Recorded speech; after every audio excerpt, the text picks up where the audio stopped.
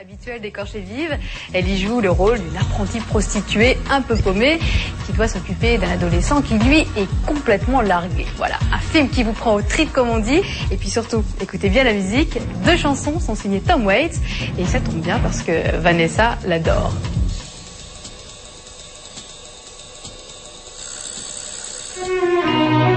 Colette s'affiche en vitrine comme les prostituées d'Amsterdam. Mais Colette n'en est pas une. Elle a 2 objectifs, se faire un enfant et partir retrouver celui qu'elle aime. Mais c'est sans compter sur l'arrivée d'un obstacle qui s'appelle Billy. Par hasard, et bien malgré elle, cette blonde pétillante devient le chaperon d'un adolescent un peu timide. Quelqu'un veut s'occuper de lui, il s'est perdu, il cherche sa mère. Il s'est perdu comment? Mais il devait venir le chercher, il est pas là. Alors Billy devient orphelin et Colette un peu plus pressée. Tu peux me dire ce que je fous là? À me trimballer un simplet qui me regarde comme s'il avait tiré le gros lot? T'as rien tiré du tout. Bah non, ça... Et tu restes poli s'il te plaît. Je suis là parce que je rends service. Je sais même pas à qui. Je suis là parce que je suis brave fille. Je suis même limite un peu conne. Oh. Alors maintenant, moi, je suis pressée. Toi, tu parles plus. À personne. T'as juste un truc à faire, c'est de rien dire, de penser à rien. Et c'est pas non plus la peine d'aller me lucher dessus par derrière ou d'aller te monter le bourrichon au pauquet. Je te rends à ta mère et salut, on est d'accord? Je te parle, on est d'accord? C'est pas commencé alors? Qu'est-ce qui est pas commencé? Que je parle plus. Mais Billy tient bon, il commence même à avoir les yeux qui brillent en présence de sa blonde. Attends, qu'est-ce qu'on fait?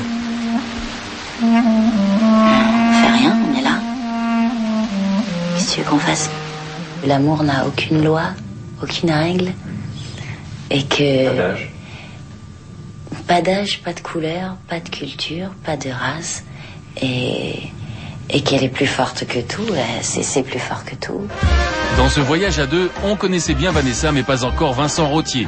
Ça va venir, aux côtés de Benoît Poelvoorde dans Narcos, c'était déjà lui. Il a 18 ans, du talent, et paraît-il de la braise dans les yeux. J'en ai rien à foutre de tes conneries. Non, c'est vrai qu'il a du feu dans ses yeux bleus. C'est pas ça qui va me réchauffer. Et c'est rare, parce que ce genre de regard, je l'ai plutôt vu à travers des yeux noirs. Mais des yeux bleus aussi puissants et aussi captivants, j'en avais pas vu des comme ça avant. Quand une fille comme Vanessa te regarde et te dit il y a du feu dans tes yeux, ça laisse pas indifférent. Bah, je préfère même pas vouloir y croire. Enfin, je préfère même pas entendre. Enfin... Le réflexe, c'est de se reculer pour pas la brûler. C'est ça, voilà. Écoute-moi, tu ne vois pas que j'arrive déjà pas à m'occuper de moi? Si. Dis-leur que t'as personne, ils vont venir. Ils sauront ce qu'ils vont faire. Moi, je sais pas.